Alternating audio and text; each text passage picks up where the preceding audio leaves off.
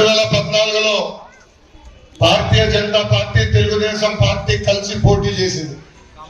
ఆనాడు ఆంధ్ర రాష్ట్రంలో ఎన్డీఏ ప్రభుత్వం ఏర్పడింది. ఎన్డీఏ ప్రభుత్వ అధికారులు ఉన్న ప్రాంత రాష్ట్రంలో రంజాన్ తోఫా ఇచ్చాం, ఇమాం మౌజంలకి గౌరవ వేతనం ఇచ్చాం, హజ్ యాత్రికులకి సబ్సిడీ ద్వారా హజ్కి పంపించాం. రంజాన్ మాసం వస్తే మసీదులకి రంగులు వేసేదానికి కూడా ఆనాడు ఎన్డీఏ ప్రభుత్వం ఇచ్చింది.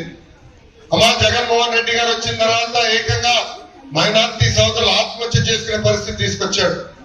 మనందరూ తెలుసు ఇస్లాంలో ఆత్మహత్య చేసుకుంటాం మహాపాపం.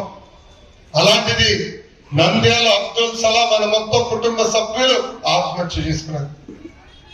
వాళ్ళు ఆత్మహత్య చేసుకున్నాక వీడియో బయటకు వచ్చింది. వైకాపా నాయకులు పదే పదే వాళ్ళు వేధిస్తున్నారని ఆత్మహత్య చేసుకుంటున్నారని వాళ్ళు చెప్పారు.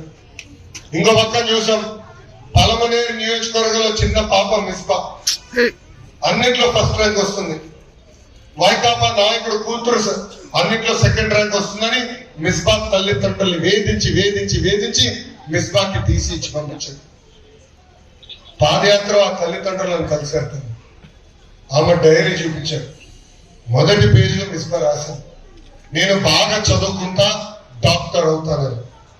కరెక్ట్ గా రెండో పేజీ చూశాను, వైకాపా నాయకులు నా తల్లిదండ్రులు వేధిస్తున్నారు, ఆ బాధ నేను తట్టుకోలేకపోతున్నాను, అందుకే ఆత్మహత్య చేసుకుంటున్నానని మిస్బా ఆత్మహత్య చేసుకుంది. అమ్మా పక్కనే నరసరావుపేట నియోజకవర్గంలో వక్ఫ్ భూముల తరఫున పోరాడినందుకు ఇబ్రాహింని నడి వీధిలో అతి కిరాతకంగా నరికి చంపేసింది ఈ ప్రభుత్వం. ఎంత అన్యాయం ఒక్కసారి ఆలోచించారు. రంజాన్ తోఫా కట్ చేశారు, హజ్ యాత్రలకు ఇవ్వాల్సిన సబ్సిడీ కట్ చేశారు, దుల్హన్ పథకానికి అనేక షరతులు పెట్టి రాకుండా చేస్తున్నారు. ఈ రోజు రంజాన్ మాసం వస్తే కనీసం మసీదులకి రంగులు వేసుకునే డబ్బులు ఇవ్వట్లేదు. ఆనాడు మైనార్టీ కార్పొరేషన్ ద్వారా అనేక సబ్సిడీ లోన్లు అందజేసేవాళ్ళం, అది కూడా కట్ చేసింది ఈ ప్రభుత్వం. తల్లి ఇప్పుడు కొత్త నాటకం మొదలు పెట్టారు. తల్లి తెల్ల ప్లాట్ఫాం పైన అనేక దుష్ప్రచారాలు చేస్తున్నారు. తల్లి ఒక సామెత ఉంది, అబద్ధం ప్రపంచం చుట్టూ తిరిగి వచ్చే లోపల నిజం గడప దాటుదని. ఇప్పుడు వీళ్ళు అబద్ధం చెప్తున్నారు సిఏఏ పైన. తల్లి మీ అందరికి వచ్చి ఉంటుంది ఆ కరపత్రం. ప్రజలందరూ కూడా ఆలోచించాలమ్మా.